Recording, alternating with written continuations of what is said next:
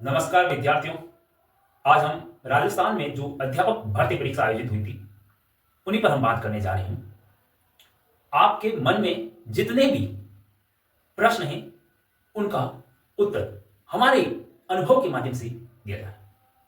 आपके प्रत्येक प्रश्न का उत्तर देने की पूर्ण कोशिश रहेगी।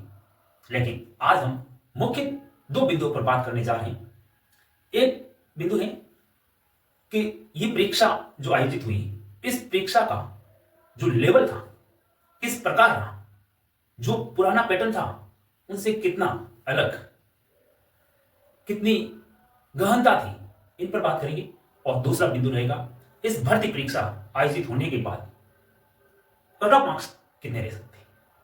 विद्यार्थियों, यह भर्ती परीक्षा राजस्थान की सबसे बड़ी भर्ती परीक्षा मानी जाती है और व्यक्ति दिन रात मेहनत करके इस भर्ती परीक्षा में सम्मिलित होता है।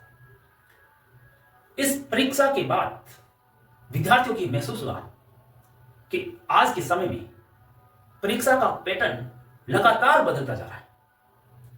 आज परीक्षा आयोजित होने के बाद विद्यार्थियों को लगा कि परीक्षा का जो पेपर राजस्थान लोक सेवा आयोग द्वारा आयोजित होता है उसी प्रकार का पैटर्न था। लेकिन विद्यार्थियों, यह पेपर का लेवल गहन था, लेकिन केवल आपके लिए नहीं, जितने भी भर्ती परीक्षा में सम्मिलित होने वाले सभी साथियों के लिए गहनता का स्तर समान था और संख्या भी ज्यादा थी, पद भी कम है। तो आप ये नहीं कह सकते कि सर कट ऑफ बहुत कम रह सकती है। हां, मैं जरूर कहूंगा कि पेपर का लेवल थोड़ा था, लेकिन कट ऑफ के बारे में कोई अंदाजा भी नहीं लगा सकते, क्योंकि पद की संख्या से निर्धारण होता है। इतनी बड़ी संख्या में नामांकन और पद की संख्या, जो कहते हैं ना ऊंट के मुंह में जीना, उतने पदों की संख्या है, आप मान सकते हो। लेकिन विद्यार्थियों, इस भर्ती ने आपको एक सबक जरूर सिखाया होगा कि आने वाली भर्ती परीक्षा में यदि सेलेक्ट होना है तो कमर कसनी पड़ेगी, और ये कमर आपको ही कसनी है। इसके लिए किताबों से दोस्ती करो और अभ्यास को मत। यदि आपको लगता है कि मुझे राजकीय सेवा में सेलेक्ट होना है तो इस पेपर को गहन विश्लेषण करते हुए आगे की योजना आज से ही बना लें और इस योजना पर अपनी जो गलतियां रही उनको सुधार करते हुए आगे बढ़ोगी तो आने वाला समय आपका होगा।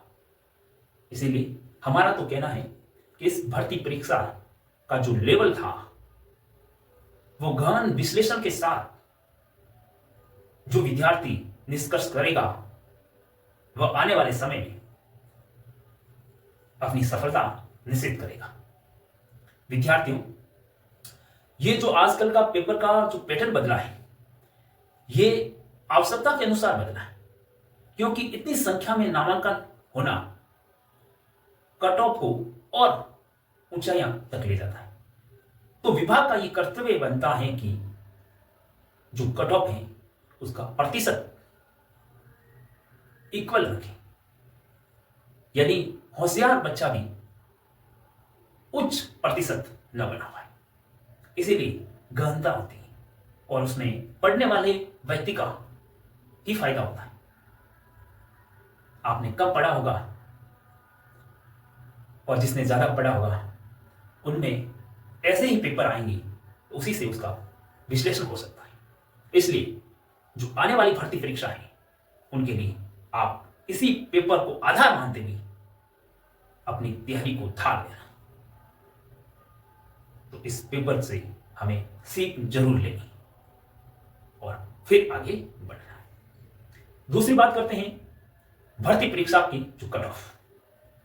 विद्यार्थी में दावे के साथ कहता हूं, इस भर्ती परीक्षा में अनुमान लगाना एक तुक्का होगा, क्योंकि संख्या कम है तो यहां पे कोई भी विद्यार्थी सेफ नहीं।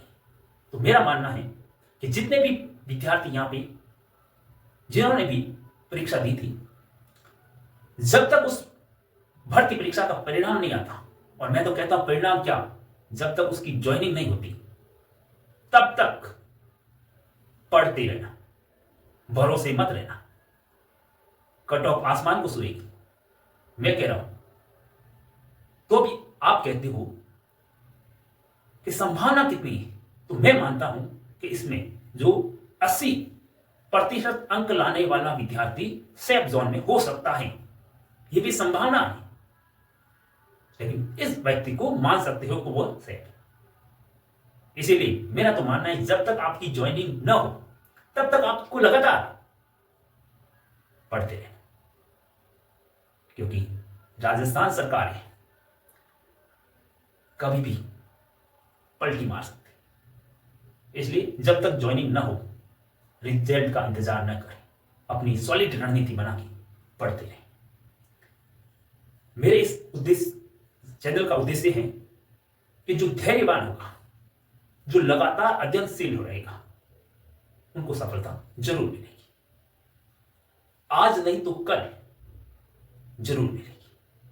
जो मेहनत करता है विद्यार्थी, उनको सफलता मिलनी चाहिए और मिलेगी, क्योंकि सफलता एक दिन में नहीं मिलती, लेकिन मेहनत करने वाले व्यक्ति को एक दिन जरूर मिलेगी।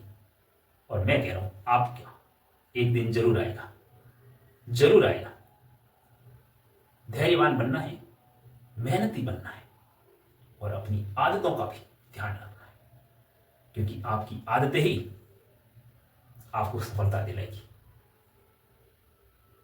मैं कह रहा हूं कि करने वाले केवल आप। यदि आपने नहीं किया ना, तो आने वाले समय में क्या होगा वो आप ही जान सकते हो।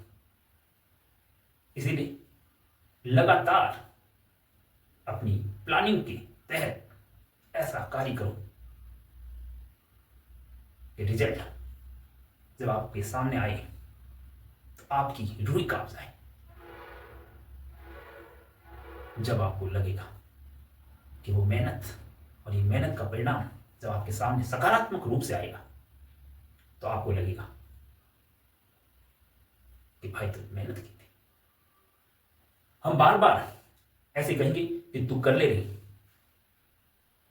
लेकिन करेगा तू ही जब तेरे अंदर मन में ये आएगा अब तो बेटा करना ही पड़ेगा, इसके अलावा कोई ऑप्शन नहीं।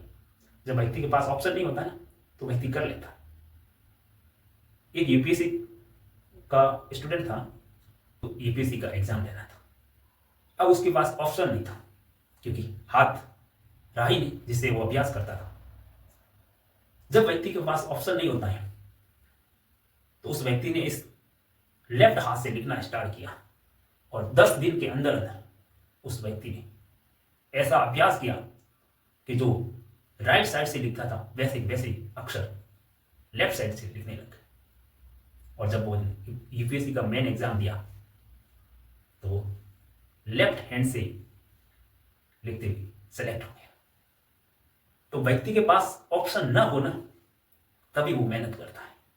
यदि बात उसके पास ऑप्शन होते ना कि मैं ये कर लूंगा ये कर लूंगा, तो व्यक्ति इतनी मेहनत नहीं करता है जितनी करनी चाहिए। इसलिए ऑप्शन रखना ही नहीं, बस एक ऑप्शन, और वह राज की सेवा। यदि आपका सपना है तो हमारे साथ जुड़ जाना। मैं दावे के साथ कह रहा हूं,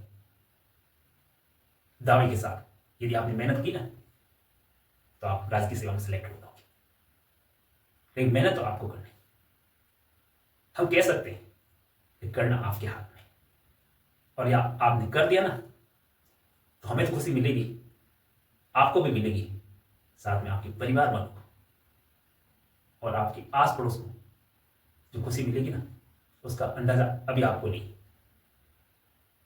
इसीलिए ऐसे मेहनत करो, उसमें हम आपको सपोर्ट करेंगे। इसीलिए मैं ये प्लेटफॉर्म पर आया कि मेरे जितने भी साथी हैं, युवा साथी जो गवर्नमेंट सेवा में आने के लिए रात दिन मेहनत कर रहे हैं, उसको मेरे अनुभव से उनको कुछ लाभ मिले, इसके लिए मैं आपके भी मन में कोई जिज्ञासा है तो हमें जरूर बताएं। हम हमारे अनुभव के माध्यम से उनका उत्तर देने का पूर्ण प्रयास करेंगे। तो आज के लिए इतना ही। जय हिंद, जय भारत।